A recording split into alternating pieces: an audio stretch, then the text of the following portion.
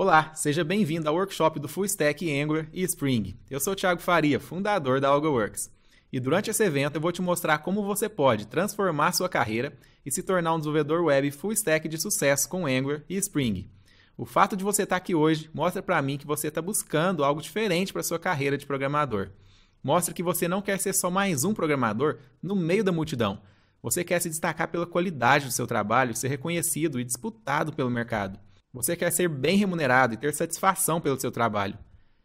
E você também quer se proteger para não ficar desatualizado e se tornar obsoleto e ser descartado pelo mercado. Então eu preciso te dar os parabéns. Primeiro, pela visão que você já tem para a sua carreira e segundo, porque você não está acomodado e decidiu dar o primeiro passo. Saiba que você está no lugar certo para receber a ajuda e aprender definitivamente Angular e Spring. Eu não conheço nenhum outro lugar melhor do que aqui para você alcançar os seus objetivos. Não importa se você está na estaca zero com Angular e Spring e se essas são tecnologias totalmente novas para você. Não importa se você ainda é um estudante ou já é um programador mais experiente. Esse workshop vai abrir a sua cabeça para uma nova oportunidade no mercado para desenvolvimento de software moderno e profissional. Você vai passar de uma pessoa que não conhecia muito ou nada de Angular e Spring para alguém que consegue definir a arquitetura de um sistema e desenvolver as suas próprias aplicações web com Angular e Spring.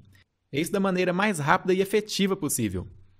Eu sei que você pode estar desconfiado se você realmente vai conseguir aprender de um jeito simples e rápido. Parece muito bom para ser verdade, né? Mas o que nós vamos te passar é resultado de nossa experiência de mais de 14 anos com ensino e desenvolvimento de software e de centenas de milhares de pessoas que já aprenderam e se especializaram com nossos cursos e conteúdos. De fato, se você implementar tudo que nós temos para te ensinar, você pode acabar igual muitos dos nossos alunos, que ficaram surpresos com a eficiência do método e o nível de conhecimento que ensinamos para eles. Só para você ter uma ideia, dá uma olhada bem rápido no que um aluno falou depois que estudou aqui na AlgaWorks. Pessoal, meu nome é Fernando Dias, eu tenho 27 anos, eu sou programador. E para poder falar esse sou programador não foi muito fácil. Eu atualmente moro em Uberlândia, mas eu sou de uma cidadezinha do interior chamada Coromandel. E lá em Coromandel eu sempre trabalhei como balconista de farmácia. Foram quase 10 anos como balconista, mas eu sempre fui louco por computadores, por tecnologia e acabei fazendo curso de sistemas. Depois de formado, eu me mudei para Uberlândia para poder conseguir trabalho na área, para conseguir trabalho como programador. Fui contratado por uma empresa, até então para ganhar metade do que eu ganhava na farmácia, e onde eu gastaria o dobro, porque eu teria que pagar aluguel e outras despesas. Mas eu aceitei porque era isso que eu queria.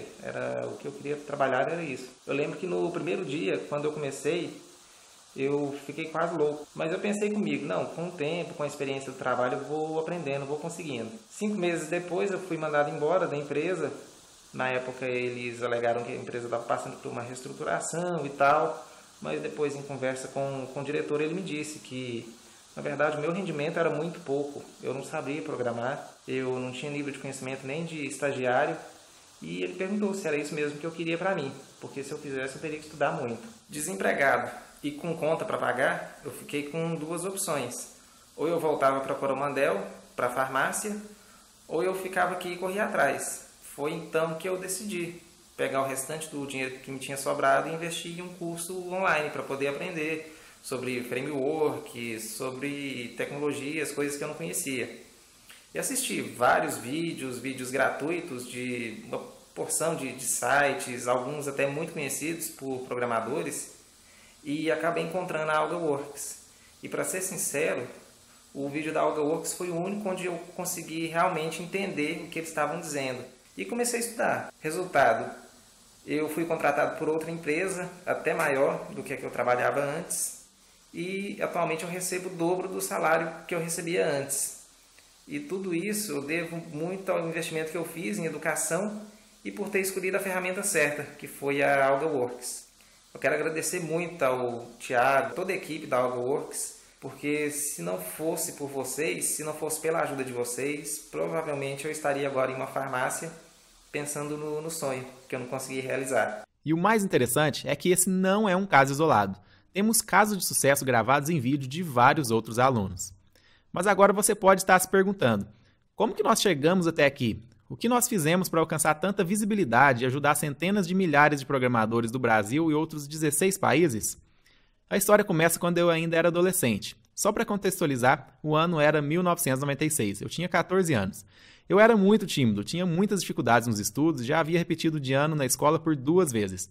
Ou seja, não era considerado um menino inteligente. Eu venho de uma família simples, de classe média, mas eu tive o privilégio de ter um computador naquela época, depois de insistir muito com meu pai. Eu me lembro que, para pagar o computador, meu pai usou parte do dinheiro de um imóvel que precisou vender. Por uma razão que hoje eu não sei explicar, um computador era o que eu mais queria naquele momento. Mesmo não sendo bom na escola, eu sempre gostei muito de fuçar e descobrir as coisas.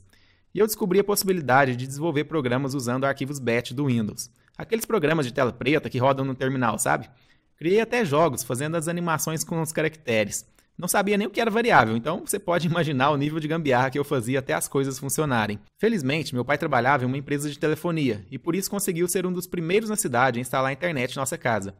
E eu descobri um programa de chat que possibilitava o desenvolvimento de novas funcionalidades com uma linguagem própria. Nessa época não existia Google, mas fuçando dia e noite, eu desenvolvi o primeiro jogo de truco online e multiplayer da internet, que ficou bem famoso.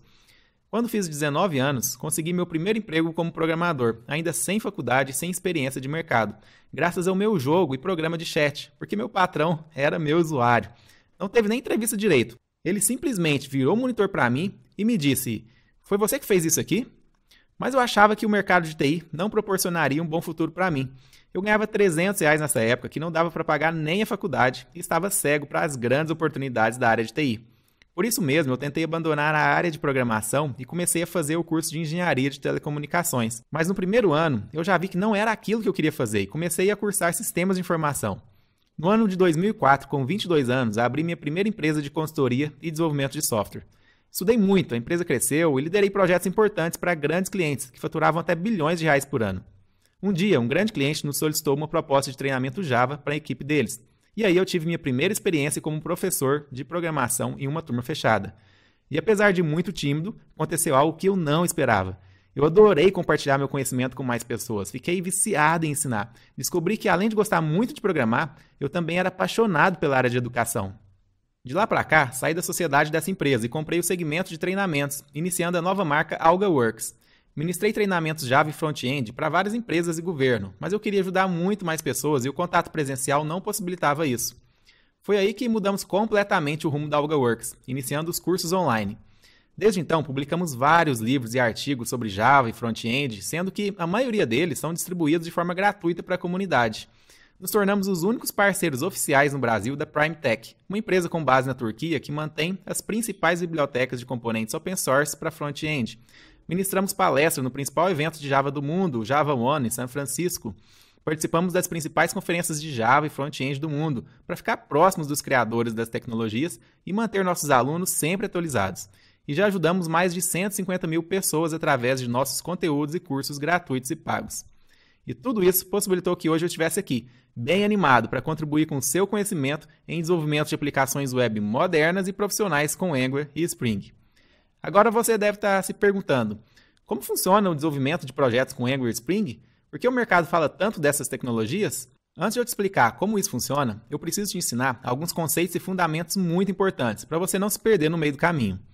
No mundo do desenvolvimento de software, existem 3 termos muito comuns que provavelmente você já se deparou: front-end, back-end e full stack. É muito comum vermos vagas de empregos com os títulos programador front-end, programador back-end e programador full stack. O front-end é todo o código da aplicação responsável pela apresentação do software. Em se tratando de aplicações web, é exatamente o código do sistema que roda no navegador. Um desenvolvedor front-end geralmente trabalha com linguagens como HTML, CSS e JavaScript, além de frameworks e bibliotecas, como, por exemplo, Angular.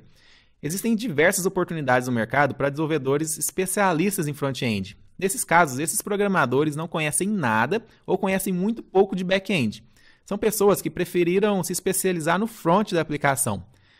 Desenvolvedores front-end não lidam diretamente com banco de dados e servidores de aplicação complexos. Os desafios são outros: criar páginas ou telas com boa usabilidade e carregamento rápido, garantir o funcionamento nos diferentes navegadores, integrar com os serviços do back-end, etc. Aqui no workshop nós vamos falar de Angular, que é um framework criado pelos desenvolvedores da Google e está em alta no mercado. O back-end é a parte do software que roda no servidor, por isso também é conhecida como server-side. É o back-end que fornece e garante todas as regras de negócio, acesso a banco de dados, segurança e escalabilidade. Embora o front-end também possa ter algumas regras e validações, é o back-end que deve garantir a integridade dos dados. Desenvolvedores que preferem se especializar apenas em back-end geralmente não são muito bons em deixar páginas bonitas e com boa usabilidade, mas são melhores em regras de negócio, banco de dados e todas as coisas que rodam no servidor. Esses desenvolvedores trabalham com linguagens de programação como, por exemplo, Java, C#, PHP, Python, Ruby ou até mesmo JavaScript. Pois é, tem jeito de rodar JavaScript no servidor também. Cada linguagem de programação é um mundo à parte, com comunidades, eventos, frameworks, livros, cursos, etc. Nesse workshop, nós vamos trabalhar com Spring, que é um ecossistema de projetos que nos ajuda a desenvolver aplicações de back-end em Java. A gente vai entrar mais a fundo sobre esse ecossistema em breve. E aliás, Java é a linguagem de programação mais usada no mundo, de acordo com a TIOB Index. Abrindo um parênteses, eu sei que você já deve ter ouvido falar que Java é lento, não é produtivo e mais um monte de bobagens por aí. Se você ainda acredita nisso, você vai ver que tudo isso não é verdade. Hoje em dia, isso não tem nenhum sentido. Ainda mais com frameworks como o do ecossistema Spring, que você vai ver aqui. É totalmente contrário. A gente consegue criar uma aplicação, desenvolver e implantar sem muito código e com uma velocidade muito grande. Se não fosse isso, por que empresas como Netflix, eBay, Amazon e várias outras ainda usariam Java para novos projetos, né? Bom, fechando os parênteses, quem trabalha tanto com front-end como back-end é conhecido como desenvolvedor full stack. Esse é um tipo de profissional mais completo, que pode entregar um projeto do início ao fim, sem necessariamente precisar de ajuda de outra pessoa para criar uma parte do sistema. Naturalmente, é um profissional mais valorizado no mercado, especialmente se for realmente bom em front-end e back-end de forma semelhante. Ou seja, não é um desenvolvedor meia-boca em front ou back. E é justamente sobre desenvolvimento full stack que nós vamos atacar aqui no workshop. Muitas pequenas e grandes empresas no mundo todo já adotaram Angular e Spring, que são as tecnologias que nós vamos estudar. Mas, infelizmente, a quantidade de profissionais realmente qualificados ainda é muito pequena e insuficiente para a grande demanda que existe. A forma mais fácil de comprovar isso é fazendo uma rápida pesquisa em sites de empregos.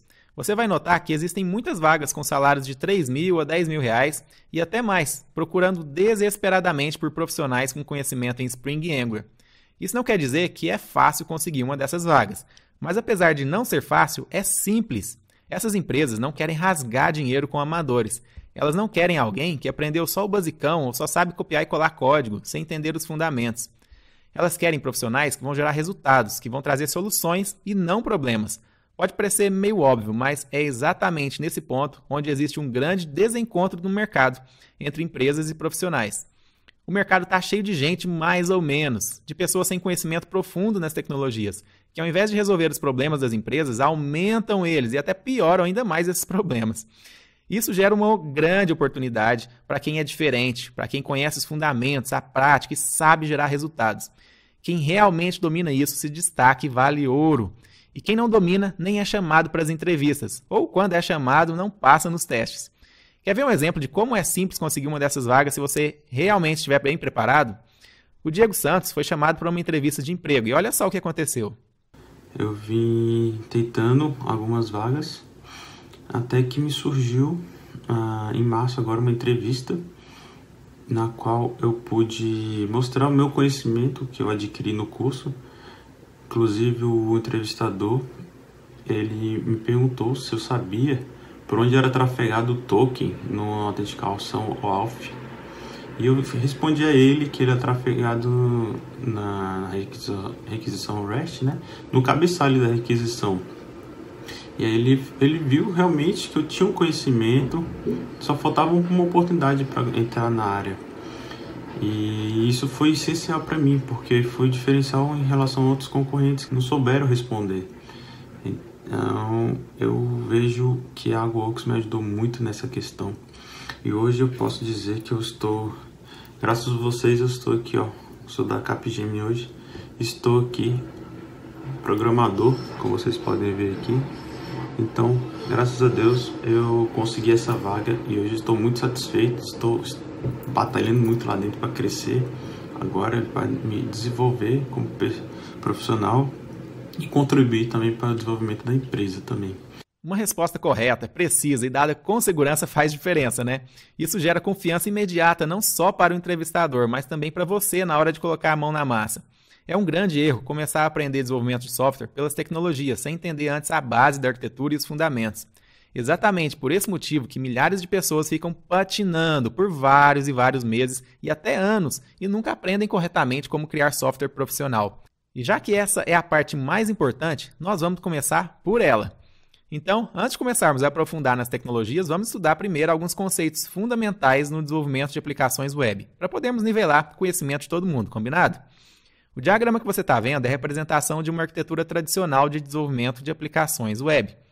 Temos dois elementos principais nessa arquitetura, o browser e o servidor web.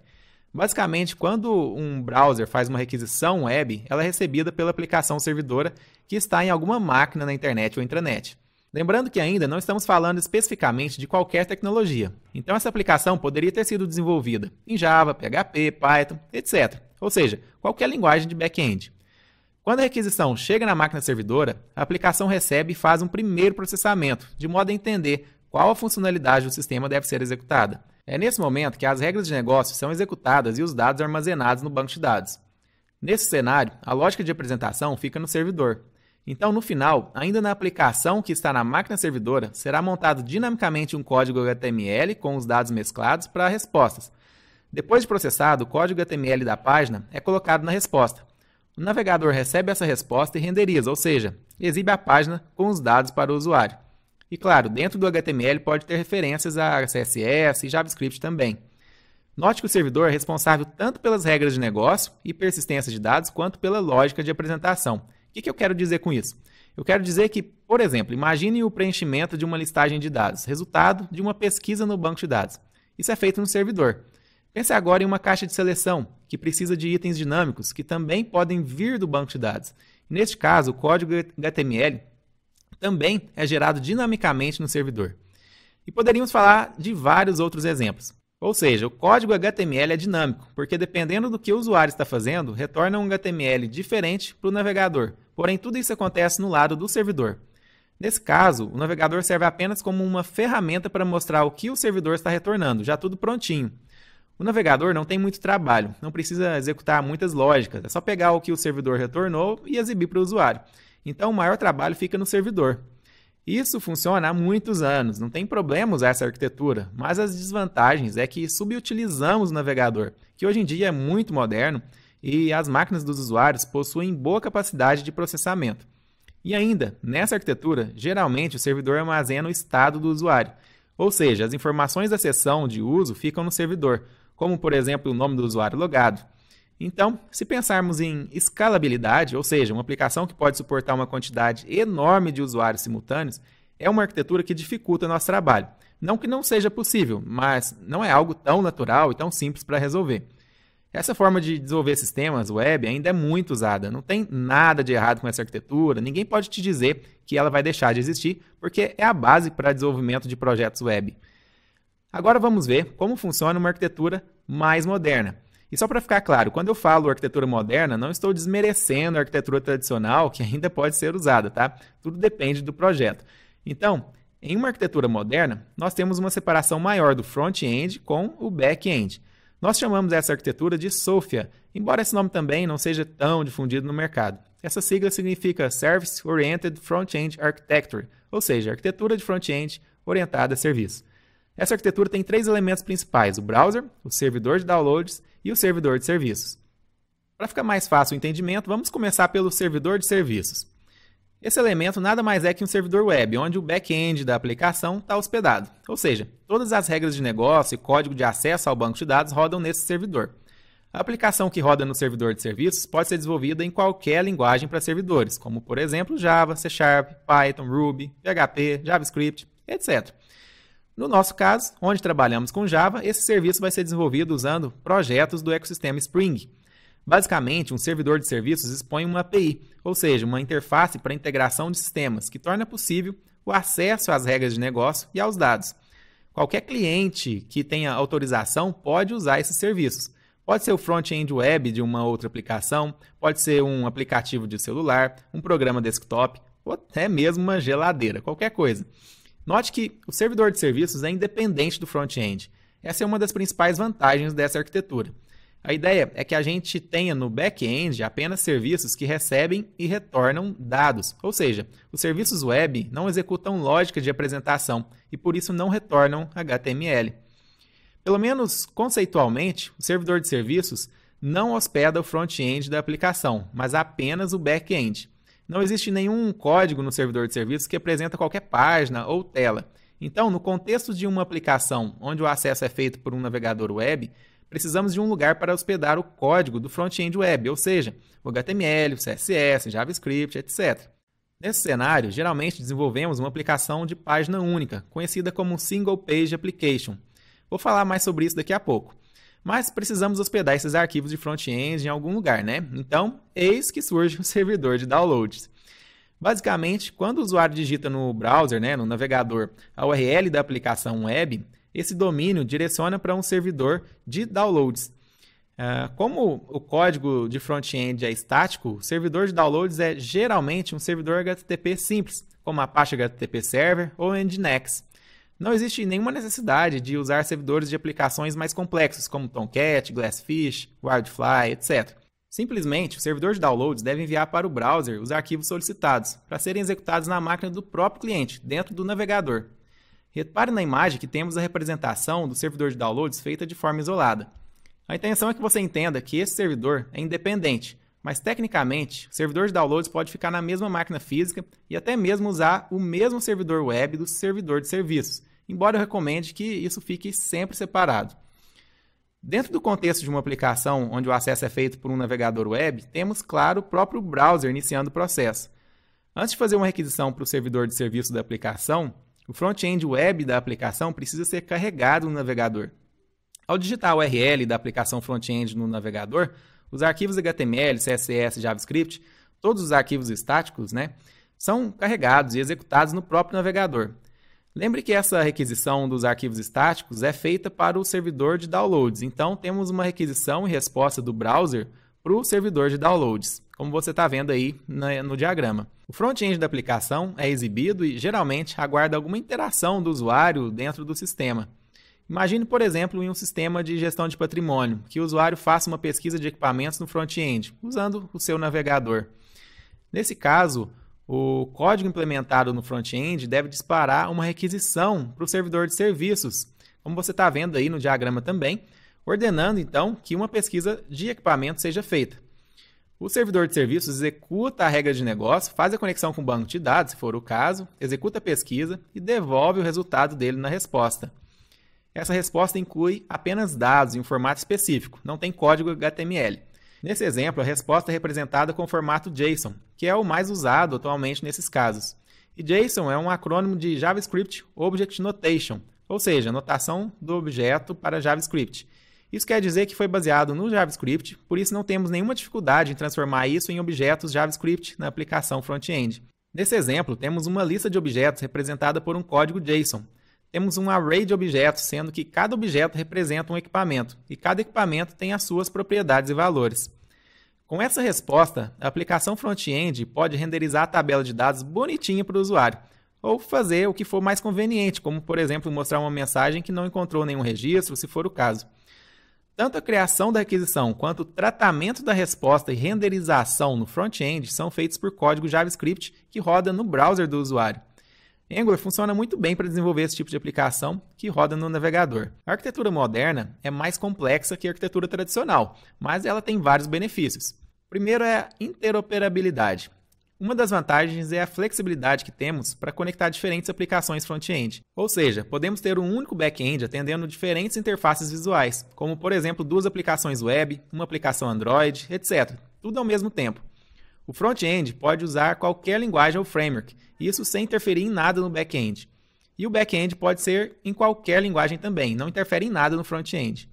Dependendo do framework usado no front-end web, a produtividade pode ser imensa, como por exemplo é o caso do Angular, que vai ser o nosso foco aqui no workshop. A segunda é desacoplamento. Tanto a arquitetura moderna quanto a tradicional nos permite criar aplicações profissionais e com muita qualidade.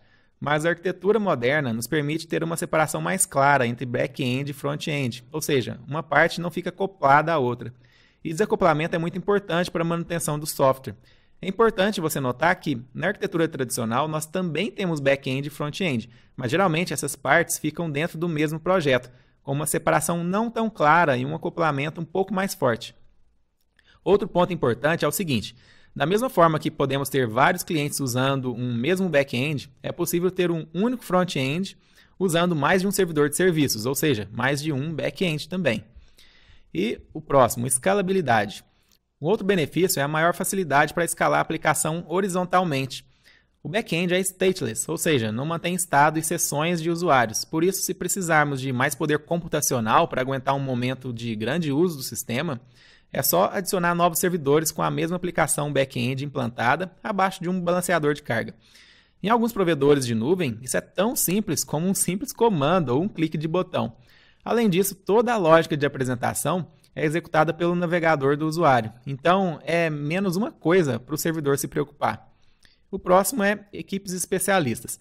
A gente pode ter times diferentes trabalhando na aplicação front-end e na aplicação back-end. E os times trabalham sem depender tanto um do outro. O front-end pode até simular o back-end, por exemplo, enquanto ele não estiver pronto. E por último, melhor experiência do usuário. Depois que a aplicação front-end está carregada no navegador, só trafegamos dados na rede, ou seja, temos uma baixa latência e isso dá uma sensação de rapidez para o usuário. Esse benefício é conseguido graças à implementação de uma SPA, que é o que geralmente criamos quando usamos essa arquitetura. Uma SPA, ou Single Page Application, é uma aplicação web que tem apenas uma página HTML. Esse tipo de aplicação está totalmente relacionada com a arquitetura que chamei de arquitetura moderna. Basicamente, uma SPA depende bastante de código JavaScript, que executa toda a mágica por trás. Ser uma aplicação web de apenas uma página HTML não significa necessariamente que ela deve apresentar só uma página ou tela para o usuário. O JavaScript implementado na aplicação é inteligente o suficiente para renderizar novas telas dinamicamente, fazer chamadas AJAX e atualizar a tela à medida que o usuário interage com a aplicação. O uso de uma SPA gera uma experiência mais fluida para o usuário, no sentido de que o usuário não experimenta muito tempo de carregamento entre as telas do sistema e não tem qualquer necessidade de recarregar a aplicação ou a página para o usuário, na maioria das vezes. Mas claro, isso requer muito código implementado no lado do cliente, ou seja, em JavaScript. Felizmente, existem vários frameworks JavaScript para ajudar no desenvolvimento desse tipo de aplicação, como, por exemplo, o Angular, isso mesmo, que a gente vai ver aqui no workshop.